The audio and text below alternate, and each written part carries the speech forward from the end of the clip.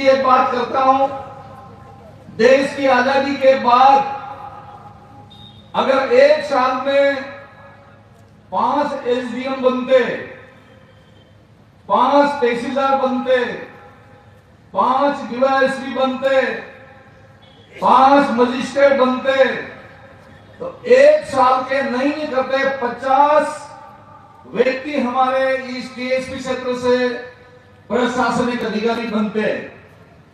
और अगर 50 साल का हिसाब करो तो 50 के हिसाब से 50 साल में कितने हमारे अधिकारी बनने से वंचित रह गए।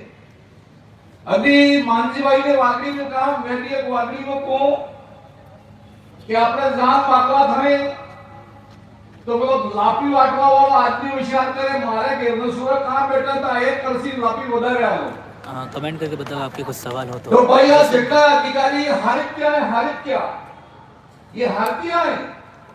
कोई कलेक्टर हारतिया, कोई एसपी हारतिया, कोई एसडीओ हारतिया, कोई मजिस्ट्रेट हारतिया, कोई डीवाईएसपी हारतिया। अब हमारे तो अभी मनसुख डामोर और वो खराड़ी जी बे हारतिया है जी, भगवान लगे कहां है कहां है ये लोग क्या पता नहीं। और पिछले महीने करते 50 साल से हमारा समाज और ये क्षेत्र भूखा है। और अगर इधर सुप्रीम कोर्ट अगर इस कानून को नहीं बदला, मुझे ऐसा लगता है कि अभी भी हम जागते नहीं सोते रहते। सबसे पहले मैं सुप्रीम कोर्ट को धन्यवाद करता हूं और महामहिम न्यायाधीश को प्रणाम करता हूं कि आपने हमारे गरीब की बात को सुना है, दक्षिणी राजस्थान की बात को सुना है और दिल्ली में बैठ के हमारे पक्ष में फैसला किया है। भगवान आपकी उम्र को 100 साल ऊपर करे, आपका परिवार फले फूले और आगे बढ़े। लेकिन अब अवसर है ये, और इस अवसर के लिए जितने नेता बैठे हैं कहते थे 12-20 पूछे करने जदारे जयपुर जाऊं पड़े जदारे मारे शुरू दिमाग देखियो ने खेतर में पानी भरना पड़े है, एक काम नहीं दे। जिस दिन निर्णय करेंगे मुख्यमंत्री जी से टाइम लेंगे उस दिन बांसुरा, डूंगरपुर, प्रतापगढ़, उदयपुर कम से कम 500 व्यक्ति जाना पड़ेगा। हम जाएंगे सभी गाड़ियों का किराया में दूंगा, 1 लाख, 2 लाख, 10 लाख, 20 लाख पूरा पैसा मैं दूंगा पूरी गाड़ियों का। और जयपुर में खाने की व्यवस्था भी जो आप खाते होंगे कटरा साहब खिलाऊंगा। लेकिन मेहरबानी करके उस दिन धोखा मत देना। और मुख्यमंत्री जी को भी हम कहने वाले हैं कि माननीय मुख्यमंत्री जी हमारे लिए वहां पर खाने की अलग से बजट भी है और व्यवस्था भी है। एक टाइम का भोजन दोपहर का हम हमारे साथ आप करो और मुख्यमंत्री जी को करना पड़ेगा।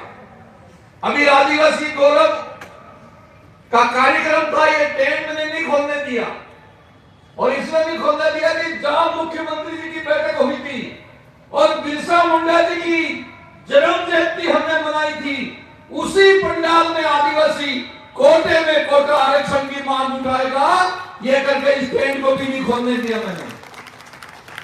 और उस दिन मेरा भाषण हुआ था, फिर मैंने मुख्यमंत्री जी को कहा कि मुख्यमंत्री जी मैं बोला आपके कोई बात समझ में पड़ी? उन्होंने कह दिया कर दूंगा। ताली बजाइए, करे नहीं करे तो अलग बात है, लेकिन मुख्यमंत्री जी ने कहा कर दूंगा। अब जिस दिन जाएंगे उस दिन भी हम यही कहने वाले हैं कि मुख्यमंत्री जी आपने कहा था कर दूंगा, अब कर दो। आप तो जब कोर्ट कह रहा है हरियाणा सरकार ने लागू कर दिया, एक बात बताओ, जेने महीना 30,000, 40,000, 50,000, 1 लाख तनखा पड़े भगवान को से एक नहीं आई जो एक नहीं आइडिया। और होके बताए आमे आपके रेलवे बात तक खरी पण तो क्रिमिनल लागू थी जाए, होके क्रिमिनल लागू थी जाए। देश के प्रधानमंत्री जी ने कहा है कि नरेंद्र मोदी के होते हुए मंत्रिमंडल ने फैसला किया और कह दिया कि कोई भी आदमी को क्रिमिनल लागू नहीं करूंगा और कोटे में कोटे आरक्षण इसको लागू करूंगा। कैबिनेट का फैसला है। आज यहाँ मीटिंग हो रही तो तुम क्या समझ रहे हो? કેટલાક ભાઈ તા આય આવી લાऊंगा आ डायरेक्ट आपका भाषण तो हमलावी लाऊंगा और मीणा भाई ने कही है कि तुम्हारी भी आवी लगी हल्के ना बिलोगी क्या हाल आई ये हम ले आऊंगा। और मैं ये भी मानता हूं कि सरकार का कोई भी प्रतिनिधि भी हमारी बात सुनने के लिए आया होगा। आखिर में लोग क्या करने वाले हैं? मैं आपसे निवेदन करता हूं कि सबको नौकरी तो नहीं मिलेगी, पढ़ने वालों को ही नौकरी मिलेगी। हाँ बड़ा हमने एक बार बिजी से मिली है 8वीं ने 5वीं पास की नौकरी तो ऐलान થઈ ગયું તો ભાઈ તામ મળતી હોય તો લઈ આવો, પછી અમારે વધારી પછી બાદમાં કરવા કટાવા જવા પડે। 8वीं ને 5वीं ને મળતી હોય તો લઈ આવો તમતા રહે न करो मारा भाइयों, थोड़ा विचार करो। अभी सबने कहा कि भाई यहां होना चाहिए था, क्यों नहीं आया वो लोग? उल्टा वहां जाके कह रहे को कि अगले काम टिकट बांटते हैं मीणा भाई को, और वो लोग नाराज भी हो जाएं। और इसे प्रधानमंत्री जी को लिख के दिया कि हमारे इस आदिवासी क्षेत्र में कोई सुविधाओं की आवश्यकता नहीं है। मैं कहना चाहता हूं उनको कि सबसे पहले तुम लिख के दो, हमको तनख्वाह की आवश्यकता नहीं है, फिर मेरा आदिवासी ना कहता हमको भी कोई आवश्यकता नहीं है।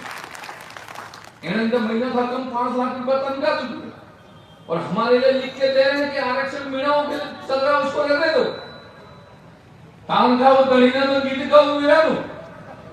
ये काम तो चलने वाला नहीं है मुझे। और मैं आज किसी राजनीतिक दल में था और आज दूसरे राजनीतिक दल में हूं, इसका मतलब ये नहीं कि मेरा कोई स्वार्थ है। महेंद्र मालवीय इस कॉलेज का वाइस प्रेसिडेंट रहा, सिटी हायर सेकेंडरी का प्रेसिडेंट रहा, इस कॉलेज का प्रेसिडेंट रहा, भूमि विकास बैंक में रहा, करेल में रहा, सेंट्रल कोऑपरेटिव बैंक में रहा, मजदूर यूनियन में रहा, सरपंच रहा, 2 बार प्रधान रहा, 2 बार जिला प्रमुख रहा, 1 बार एमपी रहा, 4 बार एमएलए बन के 2 बार मंत्री रहा।